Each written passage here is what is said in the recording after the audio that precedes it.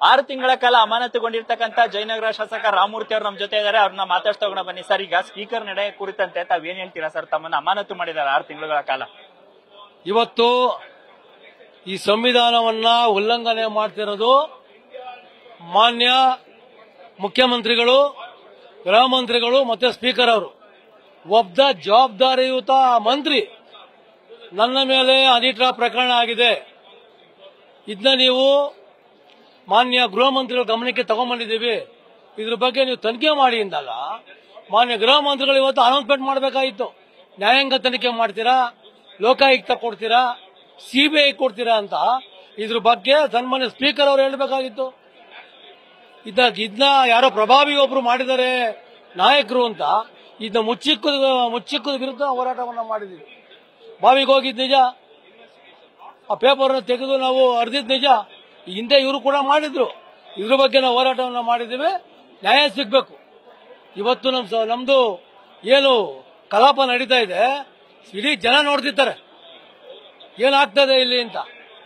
Sir, ಇವತ್ತು ಬೆಳಿಗ್ಗೆಯಿಂದ ತಮ್ಮ ಬಿಜೆಪಿ ಸದಸ್ಯ ಶಾಸಕರ ವರ್ತನೆ ಮತ್ತೆ ಕಾಂಗ್ರೆಸ್ ಶಾಸಕರ ವರ್ತನೆ ಹೇಗಿತ್ತು ಸರ್? ಈ ವಿಚಾರದಲ್ಲಿ ಸ್ಪೀಕರ್ ತಮ್ಮನ್ನಷ್ಟೇ 6 ತಿಂಗಳು ಅಮಾನತ್ ಮಾಡಿದ್ದಾರೆ. ಈ ಕುರಿತಂತೆ ಏನ್ ಹೇಳ್ತೀರಾ ಸರ್? ಇವತ್ತು ನಾವು ಕೇಳಿದ್ದು ಒಂದು ಉದ್ದೇಶ, ಅನಿಟ್ರಾ ಪ್ರಕರಣದಲ್ಲಿ ಇವತ್ತು ಯಾರು ಬಹಿರಂಗಪಡಿಸಿ ಸನ್ಮಾನ್ಯ ರಾಜಣ್ಣ ಅವರು ಕಂಪ್ಲೇಂಟ್ ಕೊಟ್ಟಿದ್ದಾರೆ, ಸ್ಟೇಟ್ಮೆಂಟ್ ಮಾಡಿದ್ದಾರೆ, ಎಲ್ಲಿ ಹೌಸಲ್ಲಿ ಮಾಡಿದ್ದಾರೆ. ಈ ದೃಷ್ಟಿಯಿಂದ ಅವ್ರನ್ನ ನಾವು ಯಾರು ಅಂತ ಇದು ಮಾಡಿಲ್ಲ, ಹೋರಾಟವನ್ನ ಮಾಡಿದೀವಿ. ನ್ಯಾಯಕ್ಕಾಗಿ ಹೋರಾಟ ಮಾಡ್ತೀವಿ ನಾವು. ಸರ್, ಈಗ 6 ತಿಂಗಳ ಕಾಲ ತಾವು ಹೌಸ್ಗೂ ಬರೋಗಿಲ್ಲ. ಈಗ ಸದನದ ಒಳಗೆ ಮತ್ತೆ ಹೊರಗೆ ನಿಮ್ಮ ಮುಂದಿನ ಹೋರಾಟ, ತಮ್ಮ ಪಕ್ಷದ ಹೋರಾಟ ಹೇಗಿರುತ್ತೆ? ಅನಿಟ್ರಾ ವಿಚಾರ, ತಮ್ಮನ್ನ ಅಮಾನತುಗೊಳಿಸಿರ್ತಕ್ಕಂಥ ವಿಚಾರ. ನಮ್ಗೆ ಇಲ್ಲಿ ವಿಧಾನಸಭೆ ಒಳಗಡೆ ಮಾತ್ರ 6 ತಿಂಗಳು ನಮ್ಮನ್ನ ತೆಗೆದು ಸಸ್ಯ ಮಾಡಿದ್ದಾರೆ, ಶಾಸಕ ಸ್ಥಾನಕ್ಕಲ್ಲ.